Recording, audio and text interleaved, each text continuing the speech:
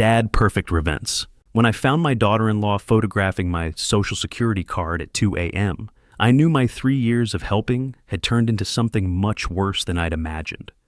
I was coming back from the bathroom when I saw the light under my bedroom door. Strange, because I always turn everything off before bed. Old habit from 35 years as a firefighter. You don't leave electrical things running when you're not watching them. I pushed the door open quietly, and there was Melissa sitting at my desk with her phone, taking pictures of documents from my personal folder, my Social Security card, my driver's license, my bank statements, my pension paperwork. She was so focused she didn't hear me come in. I watched her for maybe 30 seconds, just to make sure I was seeing what I thought I was seeing. Then she looked up and saw me standing there. "Oh, Jean, you scared me. Tyler threw up and I needed to check if we had any of that medicine you bought him. I thought you might have the receipt in here." Even in the dim light, I could see her phone screen. It wasn't showing a receipt. It was showing a photo of my Social Security card, clear as day.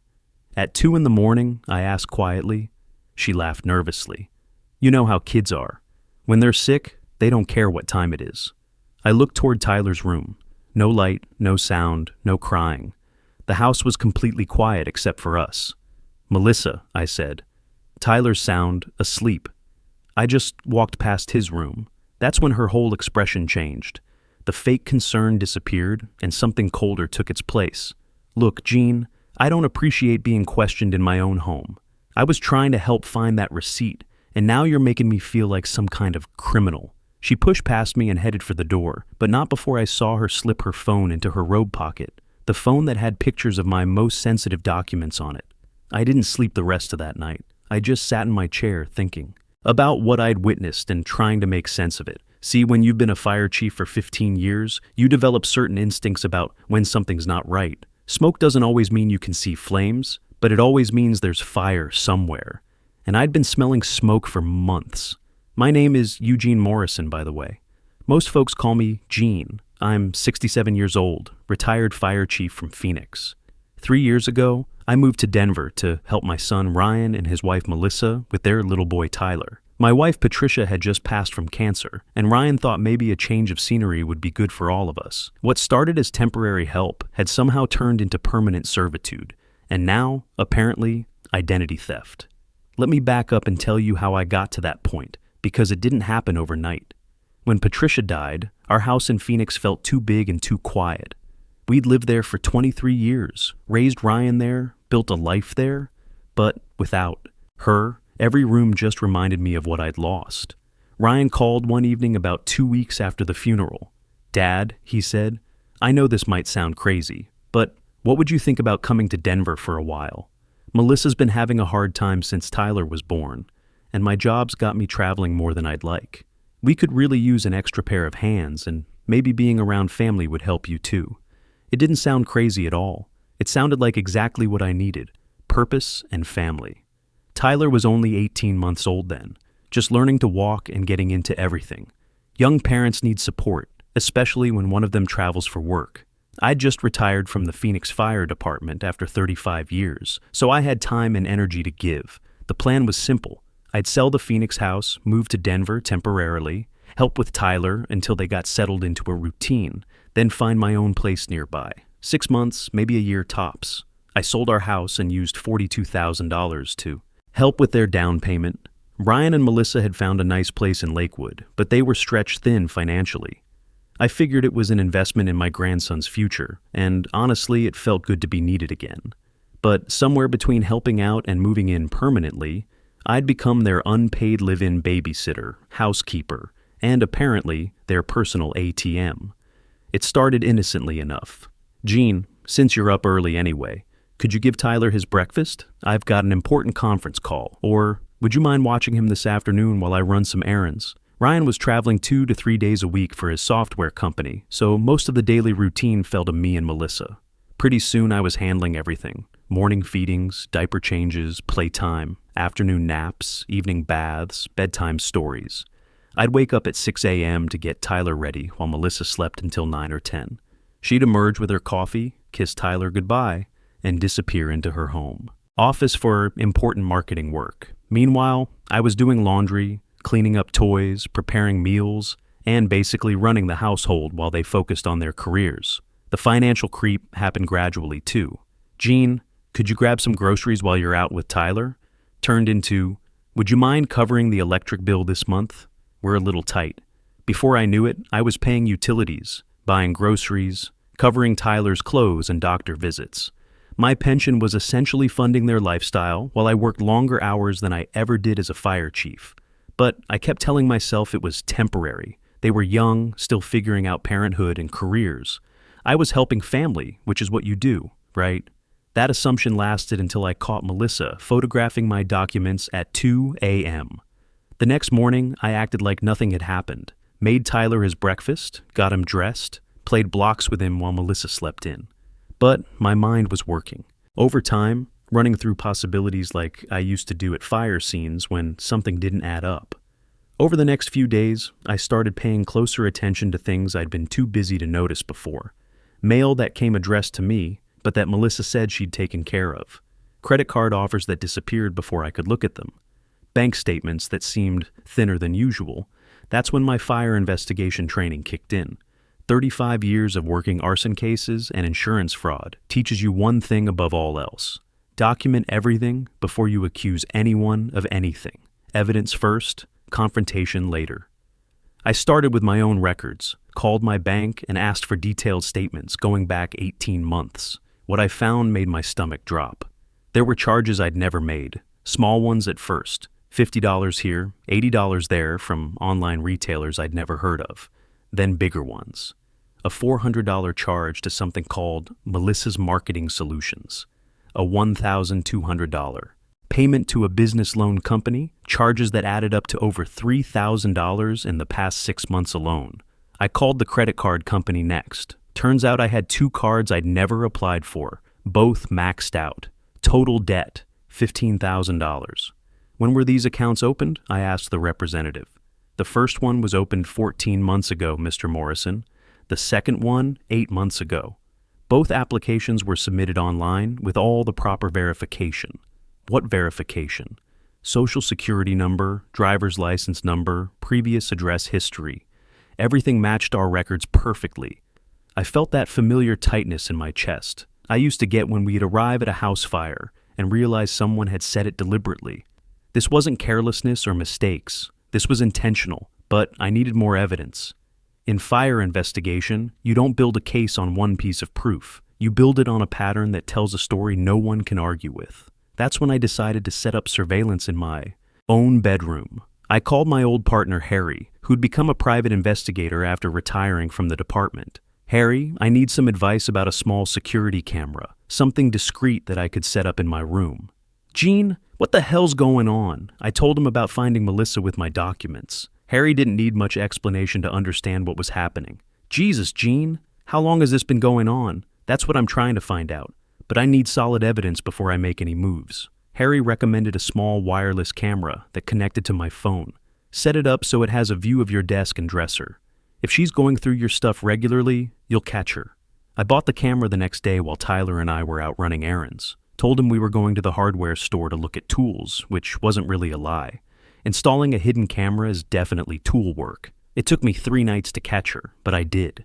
Tyler had been fussy that evening, running a low fever, so I'd been up and down checking on him.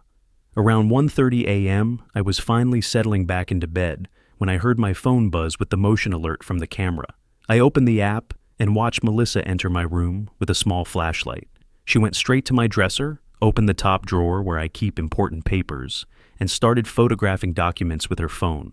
My pension statements, my insurance policies, even old tax returns. She was methodical about it. This wasn't some desperate, panicked search. She knew exactly what she was looking for and where to find it, which meant she'd done this before, probably many times. I recorded the whole thing through the security app. 10 minutes of clear footage showing her systematically photographing my personal financial information. But that wasn't the worst part. The worst part was what she did next. She pulled out a manila folder I'd never seen before and started comparing documents. Bills with my name on them that I'd never received. Credit applications with my signature, except I'd never signed them. She had a whole filing system for stolen information about me. The final piece came when she opened her laptop and started typing. I couldn't see the screen clearly, but I could see enough to know she was filling out some kind of online application, using my information, using documents she'd stolen from my own bedroom. I had her dead to rights, video evidence, financial records, a clear pattern of identity theft going back over a year. The smart thing would have been to call the police right then. But I had to think about Tyler, about Ryan, about the fact that this was still family, complicated as it was. So I decided to give her one chance to come clean. The next evening, while Ryan was on another business trip and Tyler was in bed, I sat Melissa down at the kitchen table. "We need to talk," I said. She looked up from her laptop with that same innocent expression she'd used when I caught her in my room. "Sure, Jean. What's up?" I placed printouts of the unauthorized charges on the table in front of her. "I'd like you to explain these." Her face went white, then red, then back to white again. I don't know what these are. These are charges on credit cards I never applied for, Melissa. Cards that were opened using my personal information. She stared at the papers for a long moment. When she looked up, the innocent act was completely gone. "Look, Jean," she said, her voice taking on a harder edge. "I know this looks bad, but you don't understand the situation we're in here. Ryan's job isn't as stable as he makes it sound. We've been struggling financially, and I was just trying to help manage things without worrying you. By stealing my identity, I wasn't stealing anything. I was borrowing against your credit to help keep this household running. The same household you live in rent-free, I might add. That's when I knew I was dealing with someone who had no intention of taking responsibility for what she'd done. She wasn't just a thief. She was a thief who thought she was entitled to steal from me. Melissa," I said calmly, "I have video of you going through my personal documents at 2 a.m. I have recordings of you photographing my social security card, my pension information, my insurance papers. This isn't financial management. This is identity theft, and it's a federal crime." Her expression changed completely then. The fake concern and wounded innocence disappeared, replaced by something much colder. "You recorded me in your bedroom? That's disgusting, Jean. What kind of sick old man sets up cameras to spy on his daughter-in-law? The kind who's been having $15,000 stolen from him over the past year and wants to know who's doing it." She stood up abruptly, knocking her chair back. "You know what? I'm done with this conversation. Ryan and I have been more than generous letting you live here, letting you be part of Tyler's life. But if you're going to start making accusations and spying on family, maybe it's time we reconsidered those arrangements." And there it was. The threat I'd been expecting. "What exactly are you saying, Melissa?" She crossed her arms and looked down at me with pure contempt. "I'm saying that Ryan and I have been talking, and we think it might be time for you to consider other living arrangements.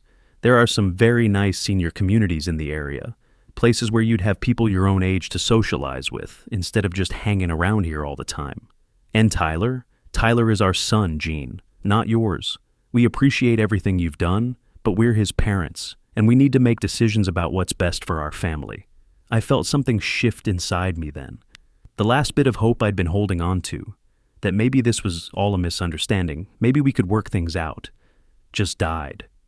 "So, those are my options?" I asked. "Ignore the fact that you've stolen from me, or lose my grandson?" "I think you're being a little dramatic, Jean. No one's stolen anything, and you'll always be Tyler's grandfather. But if you can't respect the boundaries in our home, then yes, we might need to make some changes." I sat there for a moment, looking at this woman who had been systematically robbing me while I raised her child, paid her bills, and provided free childcare for 3 years. The woman who now had the nerve to threaten to cut me off from my grandson if I didn't let her continue stealing from me. "I need to think about this," I said finally. "Take all the time you need," she replied. "But Ryan will be back tomorrow, and we're going to need a decision." That night, I didn't sleep at all. I sat in my chair, thinking about everything that had led to this moment. The truth was, I'd seen the signs for months and chosen to ignore them. I'd wanted so badly to believe that I was helping family, that I was needed and appreciated, that I'd let myself become an easy mark for someone who saw me as nothing more than a source of free money and labor. But I hadn't spent 35 years fighting fires and investigating crimes to be intimidated by some entitled 29-year-old who thought she could steal from me and then threaten me when I caught her. The next morning, I called Harry again. "I need that legal advice we talked about," I said. "It's time to file a police report. What happened? I told him about the confrontation, about the ultimatum, about being threatened with losing access to my grandson. Jesus, Gene, she's using the kid as leverage to keep you quiet about the theft. That's not just identity theft, that's extortion. What do I need to do? First, you gather every piece of evidence you have, every document, every video, every record. Then you file a comprehensive report with the police. And then you get yourself out of that house before she escalates this. I don't want to abandon Tyler. You're not abandoning him. You're protecting yourself and setting an example that stealing from family has consequences. Besides, if she's facing criminal charges, she's not going to be in a position to keep you away from that kid for long. Harry was right. I spent the morning organizing everything. Bank records showing the unauthorized charges, credit reports showing the accounts I'd never opened, screenshots from the credit card companies confirming when the applications had been submitted. And of course, the video footage of Melissa going through my documents. By the time Ryan got home that afternoon, I had a complete evidence package ready for the police. "Dad," he called out when he came in. "Melissa said you wanted to talk." I met him in the living room. He looked tired from his trip, and I almost felt sorry for what I was about to put him through. Almost. "Sit down, son. We need to have a serious conversation about your wife." He glanced toward the kitchen where Melissa was making dinner with Tyler. "What about her?" I pulled out the folder with all my evidence about the fact that she's been stealing from me for over a year, and yesterday she tried to blackmail me into keeping quiet about it. Ryan's face went pale. "What are you talking about?" I handed him the bank statements. "I'm talking about $15,000 in fraudulent charges on credit cards I never applied for. I'm talking about identity theft, Ryan. Your wife has been systematically robbing me while I've been living here and taking care of your son." He stared at the papers like they were written in a foreign language. "There has to be some explanation." "There is," I said. "She's a thief. And when I confronted her about it yesterday, she gave me an ultimatum. Keep my mouth shut or lose access to Tyler." I could hear Melissa in the kitchen, talking to Tyler in that sweet voice she used when she wanted to sound like a caring mother. The same voice she'd used when she was lying to me about taking care of my mail. "Dad, I don't know what to say." "You don't have to say anything right now," I told him. "But you should know that tomorrow morning I'm filing a police report with all of this evidence. Your wife is going to be arrested for identity theft and fraud." He looked up at me with an expression I'd never seen before. "You're going to have my wife arrested? I'm going to have the person who stole $15,000 from me arrested. The fact that she happens to be your wife is unfortunate, but it doesn't change what she did." That evening was the longest night of my life. Ryan and Melissa had a screaming fight that lasted until almost midnight. I could hear every word through the thin walls. Melissa denied everything at first, then tried to justify it, then finally broke down and admitted to the theft, but claimed she was going to pay it all back. "With what money?" Ryan kept asking. "Where were you going to get $15,000? "I was building the business, Ryan. The marketing consulting was starting to take off. I just needed some time to make it profitable. You used my father's identity to fund your business? Are you completely insane?" Tyler slept through most of it, thankfully. Kids that age can sleep through anything when they feel safe. And whatever else was wrong in that house, Tyler always felt secure with me around. The next morning, I packed my bags while Ryan sat at the kitchen table, staring into his coffee cup like it held answers to questions he'd never thought to ask. "You don't have to do this, Dad. We can work something out. Melissa can get a payment plan with the credit card companies." "Son," I said, "this isn't about the money anymore. This is about the fact that your wife threatened to keep me away from my grandson if I reported her crimes. That's not something you work out with a payment plan." I'd already called the veteran housing complex that Harry had recommended. They had a small apartment available immediately, nothing fancy, but clean and affordable, surrounded by guys who understood what it meant to serve your community and be treated with respect. "What about Tyler?" Ryan asked. "That's up to you and whatever judge handles your wife's case. But I won't be silenced by threats, and I won't enable someone who thinks stealing from elderly family members is acceptable." I filed the police report at 10 a.m. sharp. Detective Sarah Mills took my statement and reviewed all my evidence. She'd seen cases like this before. Family members exploiting elderly relatives was more common than most people realized. "Mr. Morrison, this is one of the most thorough evidence packages I've ever seen for a case like this. You've got everything we need to prosecute. 35 years of fire investigation, I told her. You learn to document everything. Melissa was arrested the following Tuesday. Word got around their neighborhood pretty quickly. Police cars in the driveway tend to draw attention. Her employer fired her immediately when they learned about the charges. Apparently, a marketing consultant with pending felony, fraud charges wasn't the image they wanted representing their company. The financial impact hit Ryan and Melissa hard and fast. Without my monthly contribution of $850 for utilities and groceries, plus the loss of Melissa's income, they were struggling to make their mortgage payments. They had to put Tyler in daycare, which cost more than they'd budgeted when they had free full-time childcare. But here's the thing. I wasn't trying to destroy them. I was trying to get justice and protect myself from further exploitation. 2 months after Melissa's arrest, Ryan showed up at my apartment. He looked like he'd lost 20 pounds and hadn't slept in weeks. Dad, I need to apologize. A real apology, not just words. I invited him in. My apartment was small but comfortable, with a view of the mountains and neighbors who nodded good morning instead of treating me like hired help. I should have seen what was happening, he said. I should have protected you instead of letting you be taken advantage of. I was so focused on keeping peace in my marriage that I forgot about doing right by my father. Where's Melissa now? She pled guilty to avoid trial, 18 months probation and restitution payments. We're getting divorced, and Tyler, joint custody. He asks about you constantly. Would you want to see him? Maybe Saturday mornings or something? No expectations, no obligations. Just grandfather and grandson time. That was 6 months ago. Now Tyler comes over every Saturday. We go to the park, grab breakfast at the diner, build things with blocks in my living room. The difference is, it's on my terms now. Ryan respects my boundaries and never takes my time for granted. I've found purpose again too, volunteering with the fire department's community outreach program, working with at-risk kids who need to hear from someone who understands that respect is earned and boundaries matter. The veteran housing complex has become home in a way that house in Lakewood never was. The guys here understand service and sacrifice. They also understand that helping family doesn't mean being exploited by them. Sometimes people ask if I regret how everything went down. The honest answer is no. I regret that it took me 3 years to recognize what was happening, but I don't regret standing up for myself. When your love is treated like labor, walking away isn't cruelty. It's clarity. Sometimes the most loving thing you can do is refuse to enable bad behavior, even when it's family.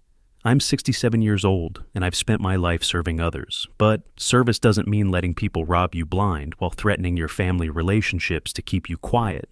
Justice was served, boundaries were set, and respect was restored. Sometimes that's the best outcome you can hope for. If you're watching this, and you've got family members who mistake your generosity for stupidity, remember this. You taught them how to treat you by what you've been willing to accept. It's never too late to start teaching them something different.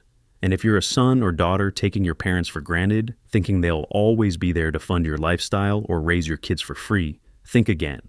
Respect is earned, not inherited, and love without boundaries isn't love at all.